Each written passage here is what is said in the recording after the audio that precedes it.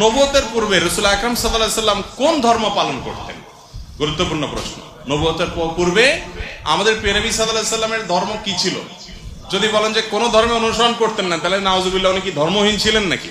উনি নবী হয়েছেন কত বয়সে? 40 বছর বয়সে। তাহলে 40 বছর বয়স মানে তো জীবনের মূল টাইমটা প্রায়।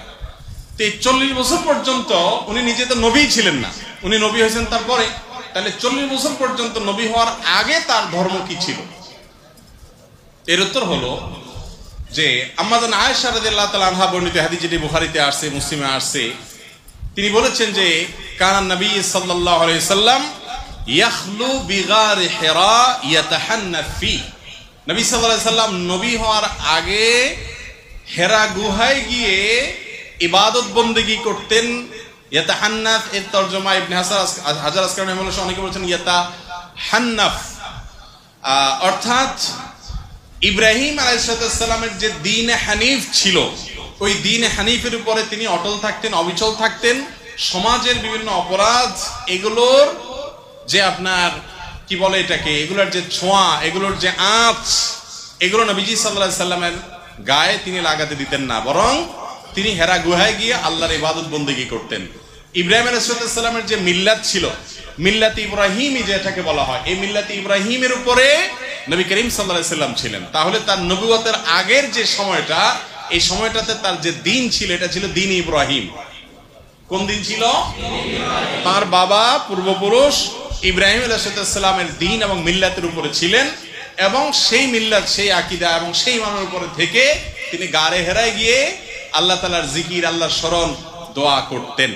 নবী করিম সাল্লাল্লাহু আলাইহি সাল্লাম মক্কায় জন্ম হয়েছে, তার মক্কায় বড় হয়েছেন, 40টা বছর নবী হওয়ার আগ পর্যন্ত এখানে কাটিয়ে দিয়েছেন। আল্লাহ রাব্বুল আলামিনের নবী হওয়ার একটা প্রমাণ এটাও যে 40 বছর একটা সমাজে একটা অন্যায় এবং শিরকের সমুদ্রের মধ্যে ছিলেন, কিন্তু শিরকের এক ফোঁটা পানি, কাদা, ময়লা, নোংরা কোনো কিছু তার শরীরকে, তার ব্যক্তিত্বকে, তার আমলকে, তার বিশ্বাসকে এক মুহূর্তের জন্য স্পর্শ।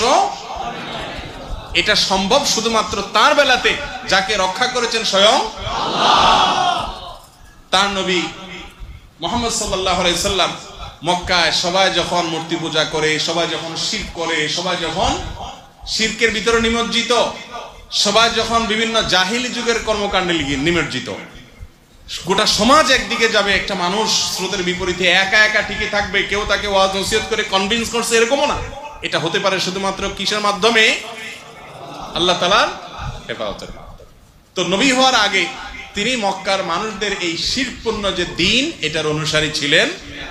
তিনি ছিলেন ইব্রাহিম আলাইহিস সালামের মিল্লাতের কি ইমাম আল্লামা আলুসি রাহিমাহুল্লাহ সহ বিশ্ববিখ্যাত মুফাসসির, মুহাক্কিক, উলামা ইকরাম এই কথাই বলেছেন যে তার আগের যে জীবন ছিল, অ্যানালাইসিস করলে দেখা যায় যে তিনি দ্বীনে হানিফের উপর ছিলেন। তিনি যদি নিজে নবী হওয়ার আগে এক মুহূর্তের জন্য অন্যদের দেখা দেখি বাচ্চা কালেও যদি অন্তত শিরকের কাজ করতেন, নাউজুবিল্লাহ, তাহলে শিরকের বিরুদ্ধে তিনি যখন তাওহীদের দাওয়াত দিয়েছেন, মক্কার মানুষ বলতো যে তুমি নিজেই তো একসময় করতা, ঠিক না ঠিক?